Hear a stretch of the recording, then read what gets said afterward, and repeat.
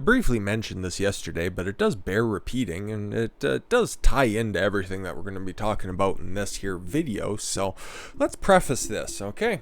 We got $85 million increase into the DOJ for a domestic terrorism cases probes, okay?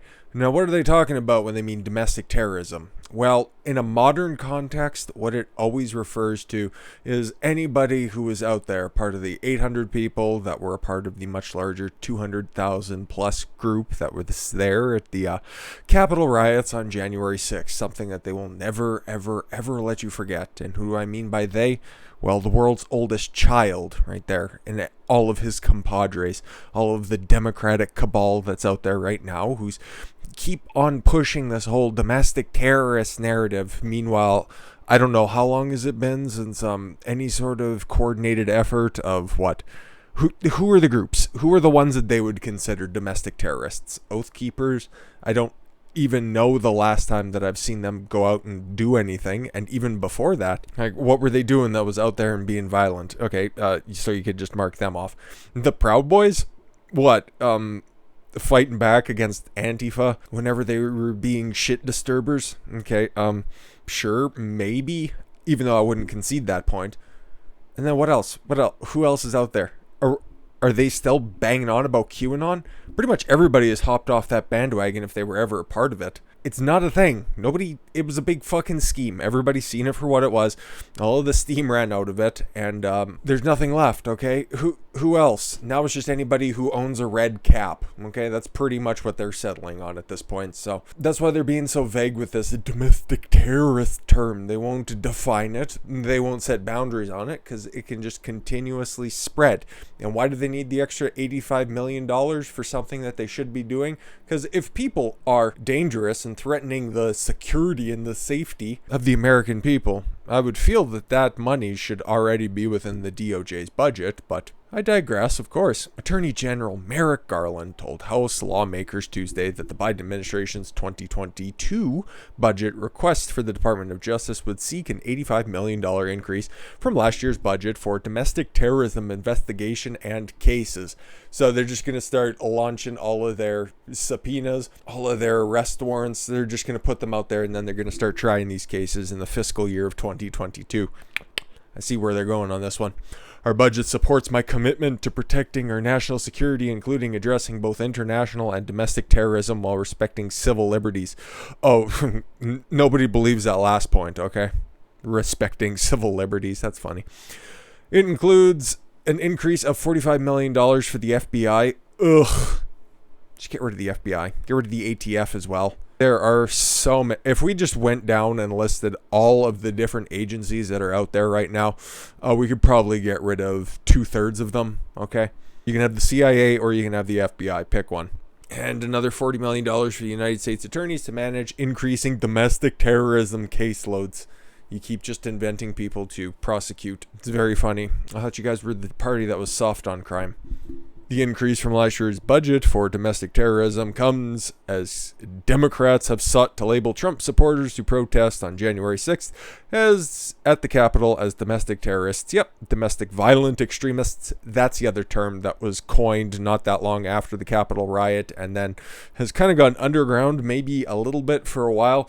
After all of the shooters and the murders that are going on right now, you can't really categorize as domestic violent extremists because they haven't been attacking the right type of people right now. But if you're taking a look and you have an ear to the ground on any of the people in the post-Atlanta Coomer shooter landscape of stopping Asian hate, you'd realize that it's still going on in full force in many large cities, large democratic cities, but I need not to be redundant, around the United States, but they aren't being reported on for very obvious reasons. See that reason right there. Anyways,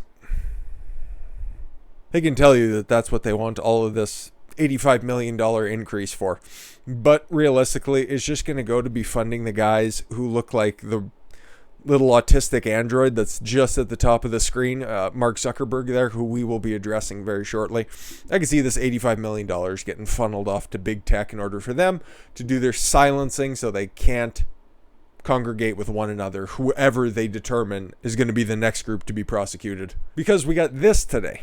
Joe Biden believes social media platforms should block more untrustworthy content. And what's untrustworthy content?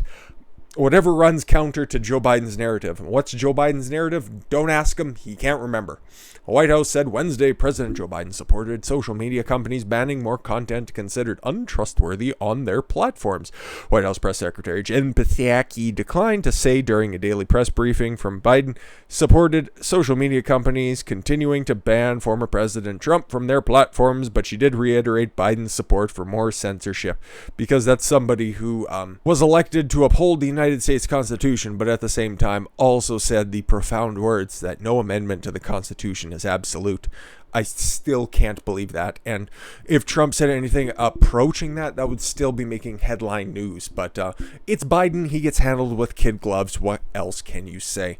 She said Biden believes that social media companies have the responsibility to block questionable content. No, they don't. That's why they should be common carriers. They have a responsibility to make sure that nothing illegal goes up, nothing that would hurt their Section 230 immunities. Outside of that, they don't have any responsibility to do anything else editorial-wise. Otherwise, they're a publisher.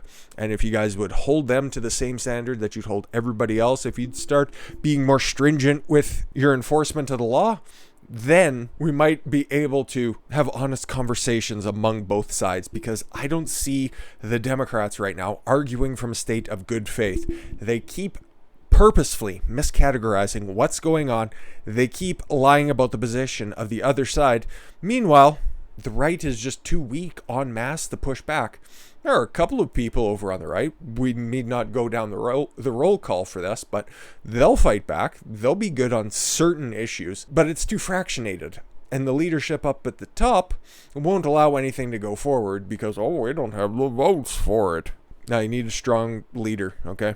And he's not allowed to talk right now, at least. But we'll get to that because we got one more thing, because somebody in the White House administration, somebody within the Kamala Harris Biden administration thinks that Biden's going to be running again in 2024 when the motherfucker will be 82 fucking years old that year. Okay, he doesn't turn, his birthday's in late November if I recall correctly.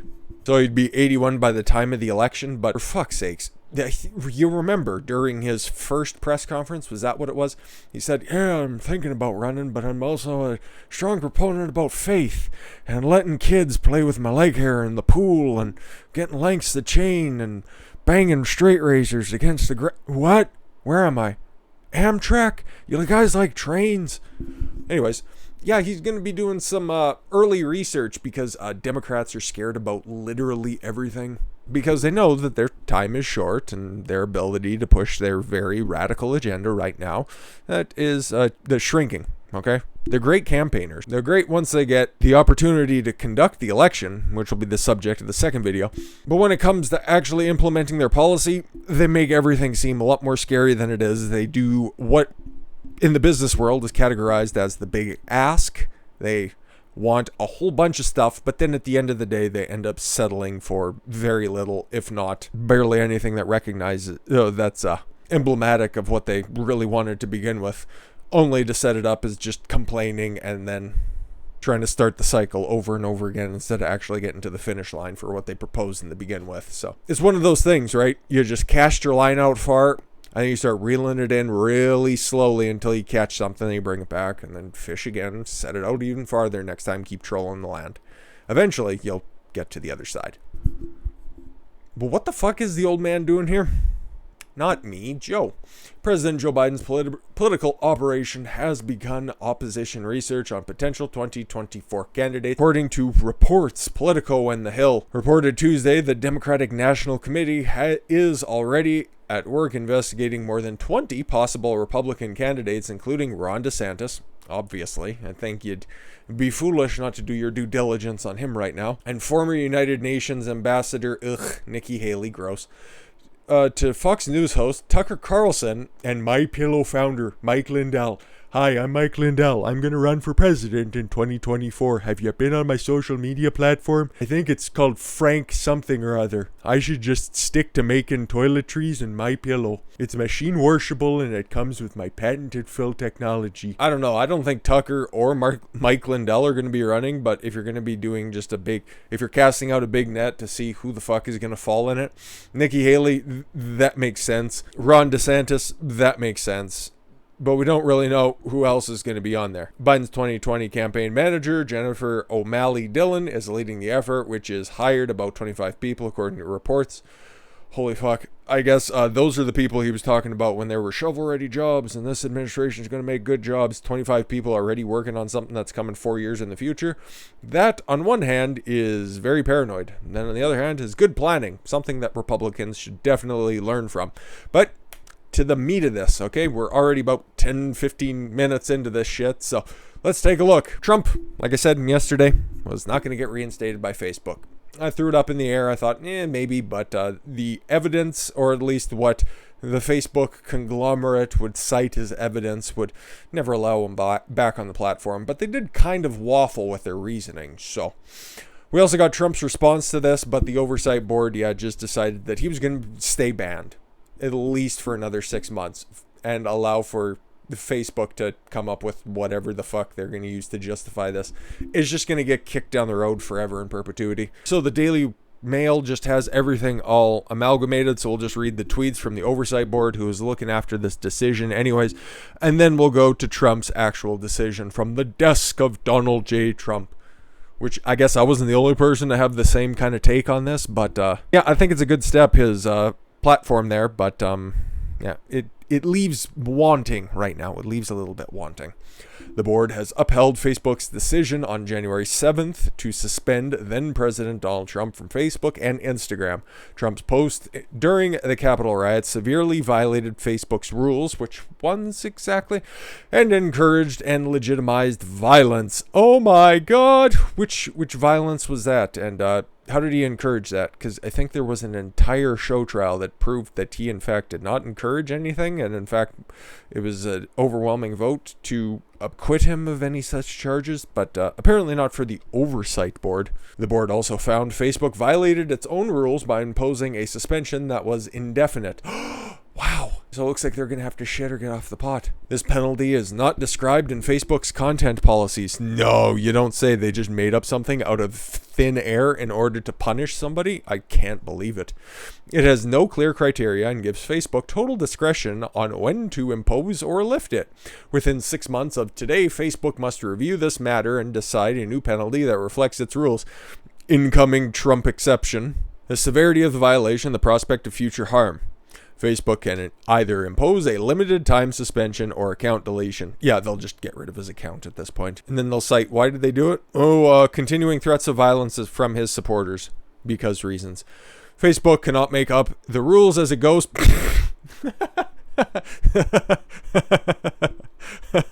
Are these guys new? And anyone concerned about its power should be concerned about allowing this. Oh my God. They should have had somebody go over this statement before they tweeted it out. Having clear rules that apply to all users in Facebook is essential for ensuring the company treats users fairly. Oh my God. Yeah, they got to be new here. Oh, this is what the board stands for. Oh, that's funny. It's nice. I'm sure that this won't get memed into oblivion. We call on Facebook to ensure that if the head of state or high government official repeatedly posts messages that pose a risk to harm under international human rights norms, the company should either suspend the account or, for a set period or delete it. So they'll just end up deleting his account. If Facebook opts for a suspension, for a set period of time. For influential users, the company should assess the risk of the user inciting significant harm before the suspension ends. If the risk remains, Facebook should impose another suspension. Exactly the clause that they'll use in this statement in order to justify getting rid of his account, obviously. The newsworthiness of the public figure's remarks should never take priority over urgent action. I can't read this shit anymore. That's fucking atrocious, all of it. Here's what Trump had to say on it. What Facebook, Twitter, and Google has done is a total disgrace, complete disgrace. the worst disgrace. I can't believe it. I met with him in the Oval Office, and Mark Zuckerberg, he seemed like a weird guy, he wouldn't quite look me in the eyes. Anyways, it was a total embarrassment to the country. Free speech has been taken away from the President of the United States because the radical left lunatics, all capitalized, it's very important, are afraid of the truth. But the truth will never come out anyways, of course, because they're scared of the truth. They can't handle the truth. Jack Nicholson, great performance in that film right there. I watch it all the time. Tom Cruise, little guy, he means well though. Bigger and stronger, much stronger than ever before. The people of our country will not stand for it. No, they won't. They won't sit for it either. Some of our greatest war heroes, they can't stand, but that's okay. They've done a great job.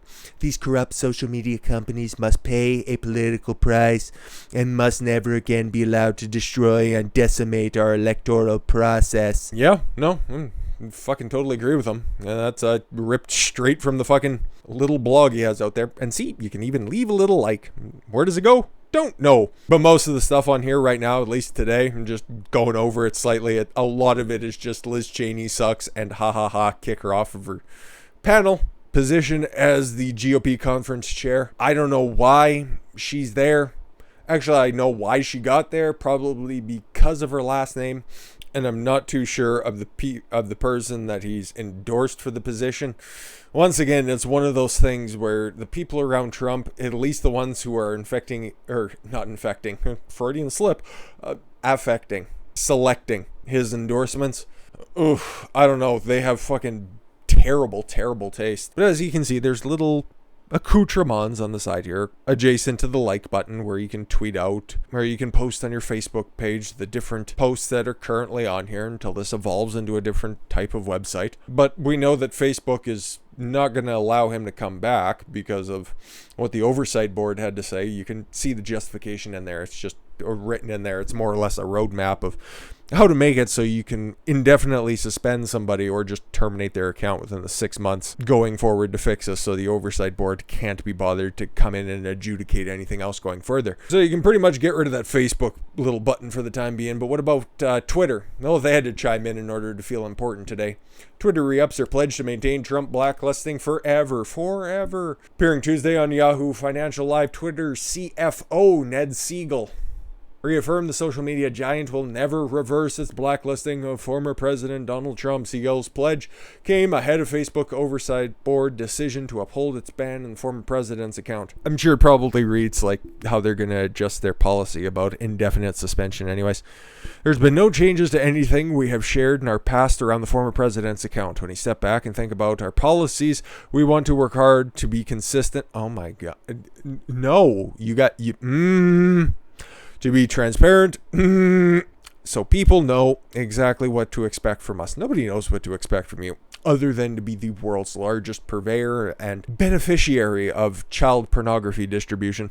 We don't have an oversight board like that, but I thought you guys were going to try to test something and have a grassroots sort of jury of your peers type system in order to adjudicate different things. But I guess that's off the table at this point. No, that'd be too much work. We're just going to let our blue hairs who are in charge of the banning and censorship continue to run amok. Our team is accountable for the decisions that we make, and there's no change to anything we have talked about in the past. Yeah, he'll never be allowed back on Twitter, and that's fine.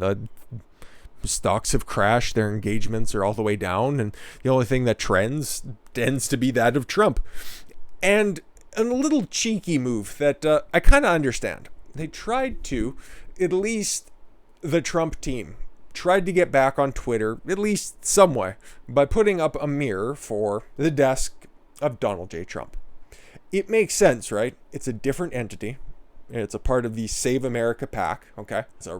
It's registered to that. It's something different from what Trump has to say, but at the same time, it's also the words directly from Trump. So, in the past, prior to yesterday, you'd have to just try to search literally everywhere if you weren't signed up for the announcements of whenever he'd drop a new message. You'd have to search either on Twitter, or I've seen a couple on Gab every once in a while when I go to post show announcements. They were tough to find, okay? And people like Jenna Ellis would tweet out the statement. Jack Posobiec would tweet them out. And Twitter, in their infinite intelligence and constant quest for consistency, would allow those to stay up. Listen, it's somebody who's banned, and if we're going to go down their logic path, which I can sympathize with, I wouldn't be so stupid to take this position. Banned a guy, okay, and yet you're letting his message be on there. Therefore, allowing any of his messages to be on the platform would be a violation of fake accounts / ban avoidance measures that they have in place. It's weird, it's stupid, but it's part of Twitter's policy, okay? If they ban one of your accounts and you try to create another account, you can have that account terminated and your IP blocked or banned or whatever they want to do so that you can never make another account. But what does that have to do with the final story? Well, they tried to make a mirror on Twitter, make a little Twitter page for the desk of Donald J. Trump. Makes sense. It's not him. It's just his words. That should sneak in. I'm sure that there are other examples of that stuff already happening on Twitter, and his message was already out there being retweeted by several other large accounts. So stop being such bitches. You might actually get some engagement back on your platform. But that account, he is gone. And it was one of the biggest trending tags that I've seen in quite a while. It's got 26,200 tweets. That's what that was all about. And DJT Desk was the account. It was up very briefly. I've seen a couple of screenshots, and it's gone. Why is it gone? They'll probably say, ban avoidance. But when the guy was exonerated in the impeachment trial, when no criminal charges have been filed, how can you say that he incited violence or contributed to violence, however you wanted to word it? It really starts to fall apart. And there's a bunch of Republicans galvanizing right now, and once that becomes more structured, we'll be able to report on it, but they're getting really sick and tired. Now it's at a much larger rate, so it looks like it's gaining steam of starting to either bust up, regulate, or turn into common carriers, these big tech companies, which have just grown too big to be fit for their original purpose. But yeah, we covered a whole lot of stuff here today, so I think that the DOJ is going to be going after a larger swath of people, more or less just political prisoners is going to be becoming a lot more common. Biden shook, but it's also a day that ends in Y, so who cares? And big tech is never going to allow Trump back on, and then they're just eventually going to start trickling down to anybody who supports Trump, and that's where the end of that slide is. And we're not quite there, but we can see the end of it right now. The little sand pit is getting a little larger and larger and more in focus. So yeah, we're going to talk about the Arizona audit next, because it's almost over. A little bit better than a week is left, and some developments. Some very, very stupid developments have come out of that one. With that said, I thank you all very much for the gift of your time. I've been Don Consuelo. I want you to follow your gut and get after it. Take care, everyone.